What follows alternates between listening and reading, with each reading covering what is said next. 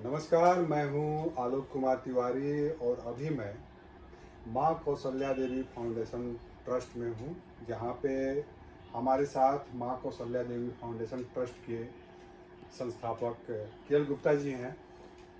और ये जो दिन है, आज का दिन 23 मार्च शहीद दिवस के नाम से जाना जाता है। जैसा कि आप सभी देशवासी जानते हैं, जो सरदार भगत सिंह थे, राजगुरु और सुखदेव, इन तीन लोगों को आज ही की तारीख को अंग्रेजों ने फांसी के फंदे पे झुलाया था। फांसी देनी थी 24 मार्च को और ये फांसी उनको 23 मार्च को दे दी जाती है। अब उस समय आप सोचे, जो हमारे जितने भी क्रांतिकारी थे, जो देश की आज़ादी के लिए लगे थे तन मन धन से, उनमें इनकी लोकप्रियता कितनी थी कि अंग्रेज इनको फांसी देने की घोषणा जो करते हैं वो 24 मार्च की होती है और 23 मार्च को ही फांसी इसलिए दे दी जाती है कि लोग आक्रोशित हो जाए, तो फिर मुश्किल होगा।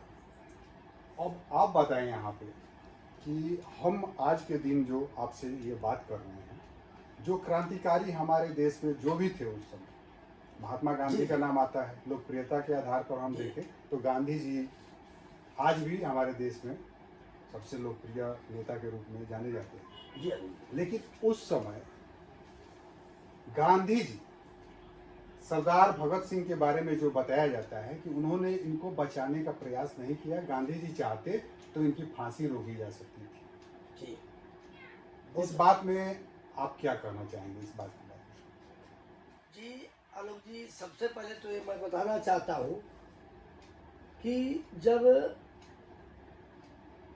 शहीद आजम भगत सिंह जी की फांसी मुकर्रर की गई थी 24 मार्च को, लेकिन पूरे जनाक्रोश, पूरे भारत में जनाक्रोश की लहर बन गई कि इनकी फांसी पर रोक लगनी चाहिए।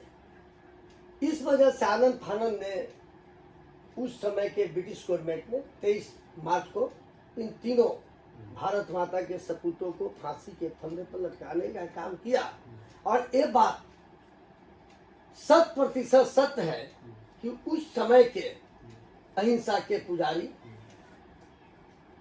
भारत माता के सपनों को बुलंद करने में गांधी जी ने भी कोई कसर नहीं छोड़ा। उस समय उनका ब्रिटिश गवर्नमेंट के साथ एक अच्छी वार्तालाप थी और वो चाहते तो ये तीनों वीर सपूतों को फांसी रद्द की जा सकती थी। ऐसा मेरा मानना नहीं थी। आप यहाँ देखें कि गांधी जी यहाँ बात क्या कर रहे हैं, वो अहिंसा की बात कर रहे हैं और अंग्रेज को भी वो मारने के बारे में बात नहीं कर रहे हैं। उनका रास्ता तो अहिंसा का रास्ता था। तो जो अपने देश का कोई क्रांतिकारी है और जो उस रास्ते पर चला, तो फिर उसके लिए जो सजा लगी उनको, अंग्रेजों को उन्होंने जो सजा दिया, तो यहाँ पे आप क्या बताना चाहेंगे कि गांधी जी ने आखिर इसमें हस्तक्षेप क्यों नहीं किया? देखिए, क्यों बचाने का प्रयास नहीं किया? देखिए, सबसे पहली बात मैं बताना चाहता हूँ कि अहिंसा और हिंसा, उस समय जो हमारे भारत की जो स्थिति थी, उस समय अहिंसा की बात भी लगभग अपने जगह पर बिल्कुल सही था। अहिंसा का रास्ता भी है, क्योंकि हमारा देश, मेरा मानना है आलोक जी कि हमारा देश भगवान बुद्ध की धरती है और उस समय भी और आज भी अहिंसा सबसे बड़ा सर्वोपरि है। मानता हूँ। लेकिन ब्रिटिश सरकार ने पूरे तरह से हमारे भारत वंश को इग्नोर कर दिया। हमारे अहिंसा का पूर्ण फायदा उठाने में उन्होंने कोई कसर नहीं छोड़ा। इसी का परिणाम था कि हमारे देश में शहीद भगत सिंह, राजगुरु सुखदेव जी जैसे, बिस्मिल्लाह खां जैसे, सुभाष चंद्र जैसे भारत में इन स्वतंत्रता सेनानियों को आना पड़ा। भी जब हम बात करते हैं उसमें भी नरम दल और गरम दल। देखिए, मैं अहिंसा का पुजारी हूँ। भारत अहिंसा का पुजारी था, है और रहेगा, क्योंकि हम जल को भी भगवान मानते हैं, जंगल को भी वसुधैव कुटुंबकम की भावना है। और हर भारतवासी में, चाहे वो हिंदू हो, मुस्लिम हो, सिख हो, ईसाई हो, बहाई हो, जैन हो, बौद्ध हो, सबके अंदर ये भावना, क्योंकि हमारी मिट्टी की वो सुगंध है, वो मिट्टी की हमारी संस्कार है। इस वजह से वो दोनों की जरूरत थी। लेकिन अंग्रेजों का अत्याचार दिनों दिन बढ़ता जा रहा था, जैसा कि लाला लाजपत राय जी के साथ हुआ। तो इसका ये परिणाम है कि ईंट के जवाब पत्थर से देने के बाद जब हमारे सुभाष चंद्र बोस जी ने किया, तुम मुझे खून दो मैं तुम्हें आजादी दूंगा, तो समझिए अच्छा, कि इसकी यहाँ बहुत एक जरूरत सवाल, है। एक और महत्वपूर्ण सवाल आता है।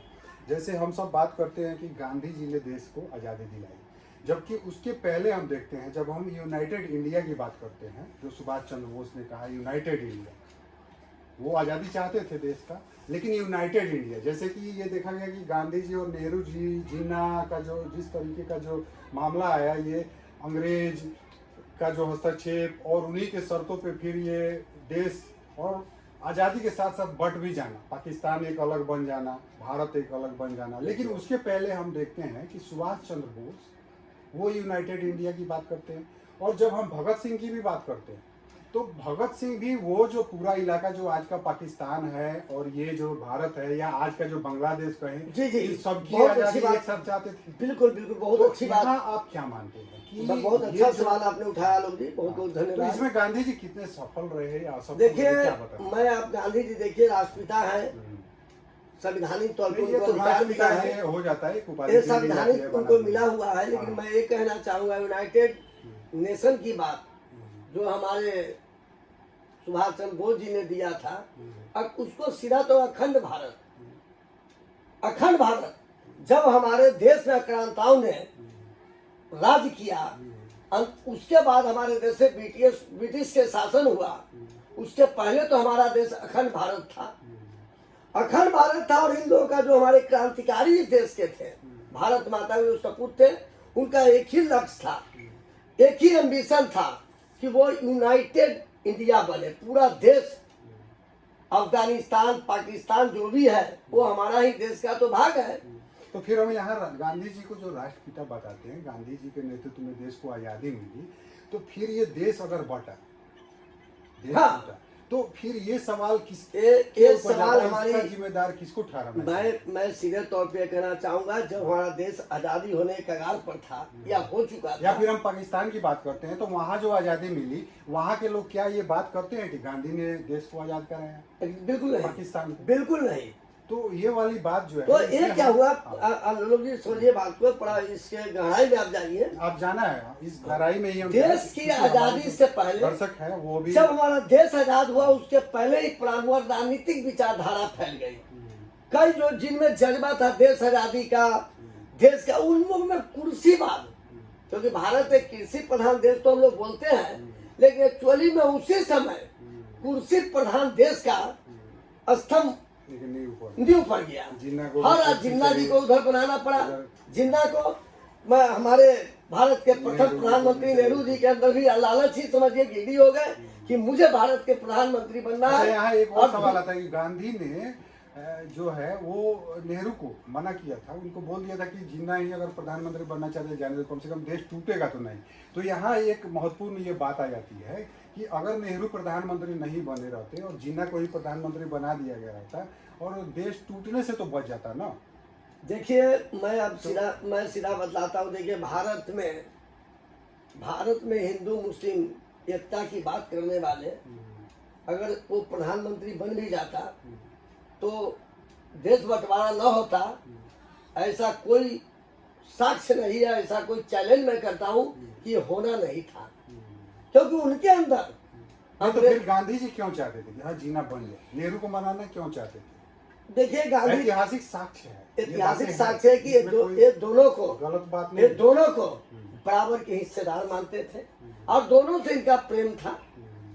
और गांधी जी का जो तमाम सेवा रहा है, न जाने क्यों इनमें भी मुस्लिमों के प्रति एक आस्था था। नहीं, देखिए, जब हम इसके बारे में हम अपने दर्शकों को जानकारी दे दें, जो भी देख रहे हैं ये वीडियो, वो जान ले कि गांधी जी प्रणामी संप्रदाय से आते थे और प्रणामी संप्रदाय के बारे में आप रिसर्च करें, उसके बारे में जानने की कोशिश करें वो क्या है। प्रणामी संप्रदाय को प्रणामी समाज भी बोल सकते हैं। और वो हिंदू और मुस्लिम, जो आपने देखा होगा कि मुगल के समय में भी और उसके पहले भी जो हिंदू मुस्लिम आपस में जो टकराए हैं, तो उनमें समन्वय कैसे स्थापित की जाए और दोनों को एक करके एक अलग वो संप्रदाय या समाज या धर्म जो भी आप बोल लें वो बनाया गया और उसी से वो आते थे। उनकी माँ कस्तूरबा, उनकी जो माँ थी पुतली बाई गांधी जी, वो जो है उसी संप्रदाय से आती थी। और इन लोगों के बारे में जब आप पता करें, गांधी जी की जो कस्तूरबा गांधी थी इनकी पत्नी, और फिर हाँ, तो इन सब लोगों के बारे में, तो ये सब परिणामी संप्रदाय जो कि हिंदू और मुस्लिम दोनों को बराबर नज़र से देखता है। और इस देश के बारे में भी जब हम जानना चाहें तो आज भी इस मत के लोग हैं, हिंदू के अंदर भी और मुस्लिम के अंदर भी, कि दोनों में समन्वय होना चाहिए, और कोई हिंदू भी है और कोई मुस्लिम भी है, और एक ऐसा संप्रदाय, ऐसा समाज, ऐसा समुदाय भी है जो लोग दोनों को मानते भी हैं, और वो एक अलग समाज समुदाय के रूप में जाना जाता है। तो यहाँ लेकिन जब हम बात करते हैं गांधी जी के बारे में, तो उन्हें एक हिंदू के रूप में ही जाना जाता है केवल।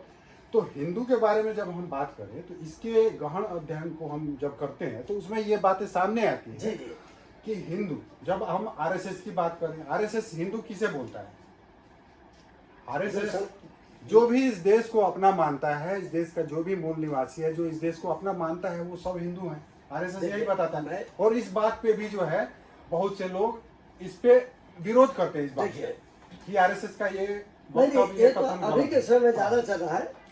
देश आजादी से पहले एक बात ध्यान रखिएगा कि ये भी आप नहीं कह सकते हिंदुओं का हिंदुस्तान है।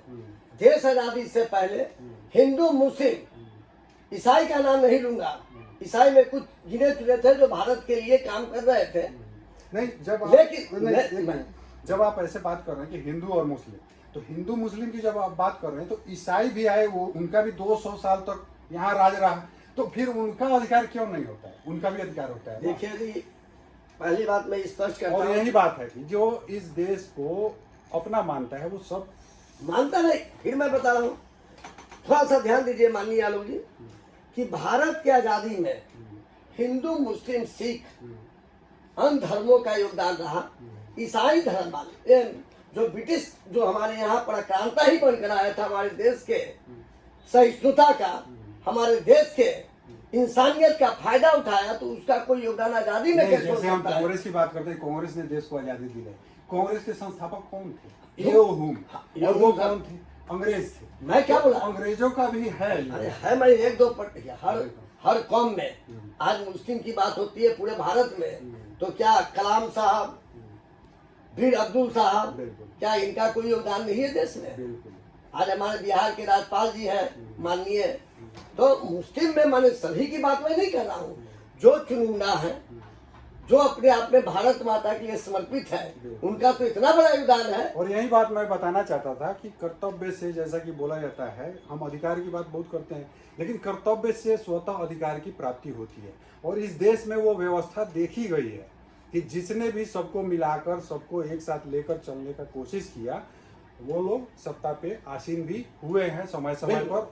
और इसमें आप हिंदू, मुस्लिम और ये इसके आधार पे आप इन चीज़ों को नहीं आ सकते हैं। हम आज का जो दिवस है, शहीद दिवस, अब इस मुद्दे पर आते हैं। और आज के विचार जो हैं हमारे, हम सबसे ज़्यादा भगत सिंह के बारे में बात करना चाहेंगे कि भगत सिंह, राजगुरु, सुखदेव, इनको फांसी दे दी जाती है। और जो घोषणा की जाती है अंग्रेजों के द्वारा, उसके एक दिन पहले, अब गांधी की लोकप्रियता भी पूरे देश में उस टाइम सबसे ज्यादा थी, लेकिन ये माना जाता है कि भगत सिंह ने जो सैंडर जो था उसको मारने के लिए जो, और फिर उसके बाद जिस तरह से उसकी लोकप्रियता उनकी बढ़ी, भगत सिंह की देश में, तो इसके लिए बहुत से लोग बताते हैं कि गांधी को लगने लगा कि अब ये देश का नायक बन चुका है। नहीं, इसके बारे में आप क्या बताना चाहेंगे? नहीं, ये स्थिति उस समय, ये स्थिति नहीं थी देश में, नायक वाली बात नहीं थी। ये भी अंग्रेजों के हाथों में, इन्हें भी दे दी गई देश आजादी। आज भी जो बड़े बड़े आप बात करते हैं, रानी अंबानी की, मोदी जी भी, हमारे यशस्वी प्रधानमंत्री जी भी, की स्थिति जो अभी है, वो स्थिति उस समय गांधी जी की थी।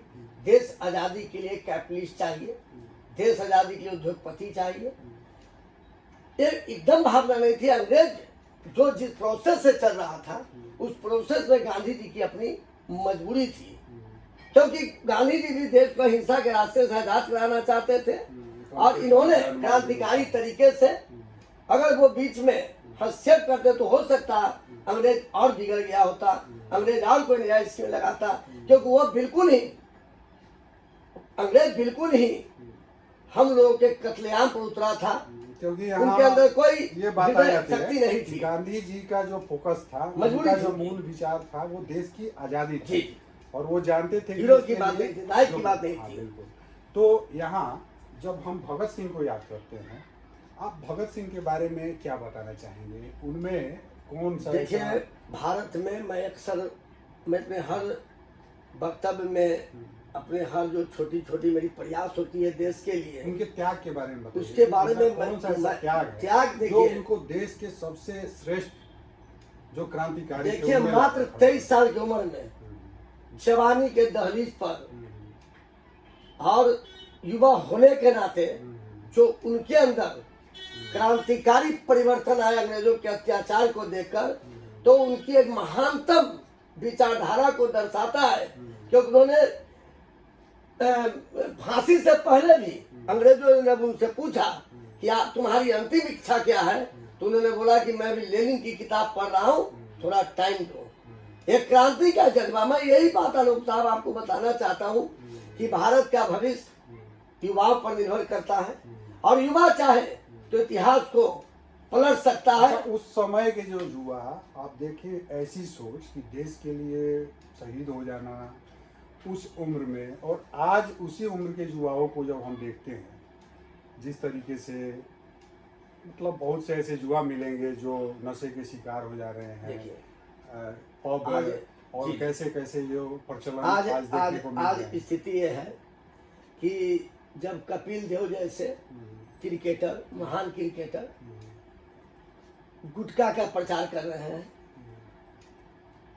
तीन खान भारत के श्रेष्ठ फिल्मी दुनिया का हीरो तीन खान गुटखा का प्रचार कर रहे हैं, तो और बड़े बड़े जो कलाकार हैं फिल्मी दुनिया, जो आदर्श है हमारे देश के युवाओं के, आज वो गुटखा और शराब बेच रहे हैं, तो आप क्या कल्पना करते हैं कि अकेला भारत सरकार के माननीय सम्माननीय लोग कितना सुधार करेंगे? और भारत के निर्माण में मैं भी बता रहा हूं कि कई एनजीओ जो सफलतम तौर पे नशा विरोधी, नशा के खिलाफ अभियान चलाते हैं, युवाओं में जन जागृति पैदा करते हैं, गायत्री परिवार जैसे लोग, गायत्री परिवार जैसे संस्था और तमाम जो आध्यात्मिक संस्था है जो देश के युवाओं में एक शक्ति का संचार करते हैं, वो लगातार काम कर रहे हैं। लेकिन जब देश के दिग्गज गुटखा और शराब का प्रचार करेगा माननीय लोग जी, तो युवाओं को कितना सही रास्ता पर ला सकते हैं। लेकिन मैं हर दिन युवाओं को विशेष तौर पे मैं आकर्षित करता हूं, उनको मार्गदर्शन करता हूं कि आपके ऊपर पूरे भारत, आपके कंधों पर पूरे भारत का भार है। भारत माता आपकी सन्नति के लिए, आपकी तरक्की के लिए भारत माता का सीधा सीधा आपको प्यार स्नेह है। लेकिन युवाओं में मैं भी देखता हूँ सभी युवा नशा पानी में है, युवा आज भी। और आज जो भारत है, आज का भारत पूरे दुनिया में सबसे युवा देश है, है। भारत में ही है, तो सबसे युवा देश भारत ही है। यानी भारत के युवा अगर चाह दे तो यहाँ बहुत कुछ हो सकता है। यानी कि 2047 की भी जो हम विकसित भारत की कल्पना कर रहे विकसित हैं, देश की तो कल्पना वह कर रहे भी बिना युवाओं के संभव नहीं है। देखिए- लेकिन अगर युवा इस कदर दिख रहे हैं कहीं ना कहीं, वो जो विकसित भारत की जो हम कल्पना कर रहे हैं, जो सपना संजोए हुए हैं, उससे युवा हमारे बहुत से विमुख दिख रहे हैं। तो यहाँ जो है कहीं ना कहीं उन्हें प्रेरणा लेने की जरूरत है। सरदार भगत सिंह, राजगुरु सुखदेव जैसे उस समय के युवाओं से, जिन्होंने देश को ध्यान में रखते हुए अपना सर्वस्व न्यौछावर कर दिया। अच्छा, आज हम ये देख रहे हैं कि भारत में जैसे बहुत से छोटे छोटे संगठन के रूप में, जैसे एक देश है, चलिए ठीक है, यहाँ पहचान होती है अलग अलग राज्य के रूप में, और अलग अलग राज्य के रूप में वो व्यवस्था बांटा गया है ताकि सुचारू रूप से सब चल सके। बिल्कुल। लेकिन इसमें भी कई कई जैसे पूर्वांचल मोर्चा, ऐसे ऐसी आपने- बहुत से मोर्चा बना के लोग काम कर रहे हैं। इसमें आप क्या देखते हैं? ये क्या है, ये- राजनीति है या देश को इससे फायदा पहुंच रहा है या नुकसान? ये जो प्रश्न आपने पूछा लोग जी, ये मेरे दिल को छूने वाला प्रश्न है। और मैं आपको इस मैटर पर कोटि कोटि बधाई देता हूँ। एक बड़े दिल की बात आपने पूछा है। जैसे आज अभी चुनाव का भी टाइम हाँ। है, चुनाव आया, चुनाव बिहार में होने जा रहा है, तो बिहार दिवस की भी बधाई देखा गया। अमित शाह जो गृह मंत्री हैं, नहीं हाँ, मैं उसी पर आ रहा हूँ। बहुत बहुत मैं हाँ, बिहार दिवस बिहार के मर्यादाओं को, बिहार के संस्कार, बिहार के अध्यात्म, बिहार दिवस तो बहुत ही महानतम दिवस के रूप में पूरे भारत में, नहीं अमेरिका के कई शहरों में कई जगह पर मनाया गया। बड़ा ही सौभाग्य की बात है।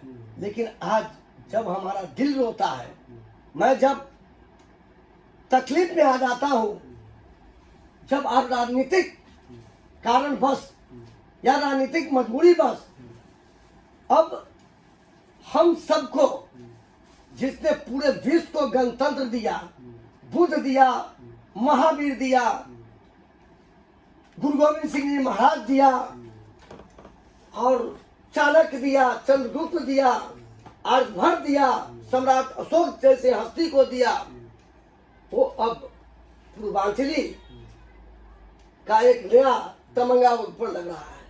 अब हम लोग राजनीतिक के वजह से, चाहे वो भारत की जो भी पार्टियां हैं, वो बिहार के अस्तित्व खत्म करने में, समाप्त करने में कोई कसर नहीं छोड़ पा रही है। कारण कि हम लोग जो दिल्ली में है, मुंबई में है, उसको अब ये बुलाते हैं कि बिहारी नहीं है, पूर्वांचली है। क्यों? मैं इसी पर हर समय सरकार से क्वेश्चन पूछता हूँ कि भाई बिहार से सटे जो जिला है, जो उत्तर प्रदेश का जिला है, जिसे पूर्वांचल बोला जाता है, उससे हमारा बेटी और रोटी और बेटा का संबंध है। हमारी बेटियां इधर भी आती है, इधर की बेटियां उधर भी जाती है। वो एक स्वतंत्र राज्य उत्तर प्रदेश के बॉर्डर क्षेत्र का है। तो वो पूर्वांचली है।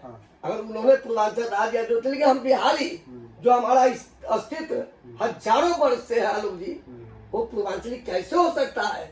आज मैं दिल्ली के जगह जगह पर राजनीतिक कारणों से देखता हूँ कि पूर्वांचल छठ पूजा समिति, पूर्वांचल मोर्चा, पूर्वांचल है। जबकि हम छठ की बात करें तो नेपाल के लोग भी, नेपाल के जो तराई क्षेत्र है, वो लोग भी, मलेशिया लोग भी, और बहुत से, अगर हम धार्मिक ग्रंथों को पढ़े और उसमें बातें आती है, ये पूरे हिंदुओं मैं बहुत मैं सम्मान करता हूँ। लेकिन ये पूर्वांचल और पूर्वांचल ये बिल्कुल राजनीतिक शिकार हो गए। इससे मुख्य रूप से बिहार के ही नेतागण, बिहार के सत्ताधारी नेतागण न जाने वोट के चक्कर में बिहार राज्य के अस्तित्व खत्म। और हम विकसित भारत की भी बात कर रहे हैं 2047 तक, और हम लगे हुए हैं इन सब चीजों में। देखिए, हमें कुछ रिसर्च, इनोवेशन और इस टाइप से कुछ संगठन अभी देखिए ना, उसके ऊपर काम करनी चाहिए। हम क्या लगे हैं? पत्रकार महोदय, बताता हूँ क्या संगठित करना। आप पूर्वांचल के नाम पर अगर संगठित हो रहे हो या किसी और के नाम पे संगठित हो रहे हो, तो कहीं ना कहीं ये बहुत हद तक दूसरे लोगों से अलग भी तो हो रहे हो ना। तो हम जब भारत के नागरिक हैं, सब भारत की बात क्यों ना करें? जब हम दिल्ली में हैं तो सब दिल्ली की ही बात क्यों ना करें? जो जहाँ के हैं वहीं के बन के। जैसे हम अमेरिका का इतिहास जो देखते हैं, उसमें आता है जो अमेरिका के मूल निवासी या अमेरिका में जो बाहर से लोग आए, इंग्लैंड से आए या जहाँ से, लेकिन वो सब अमेरिका को अपना, आज भारतीय भी कई जो अमेरिका में बसे हुए हैं, वो उसको अपना देश मानते हैं, अपने देश की तरह जो है वहाँ जी रहे हैं, रह रहे हैं, जहाँ रह रहे हैं, जहाँ से उनकी रोजी रोटी है, उसी को अपना देश मान रहे हैं। तो यहाँ भी इस तरह की सोच भरने की आवश्यकता है। आप महसूस करते हैं या नहीं? 100%। जब हम छोटे छोटे प्रांतों में बटे रहेंगे, हिमाचल में, उत्तरांचल में, सीमांचल में, तो 2047 जो है वो राजनीतिक प्रोपगंडा रह जाएगा। हम विकसित भारत की बात सोचना व्यर्थ होगा। लेकिन हम लोग भारत माता के सपूत हैं। देश के लिए हम लोग भी अपना बलिदान दे सकते हैं।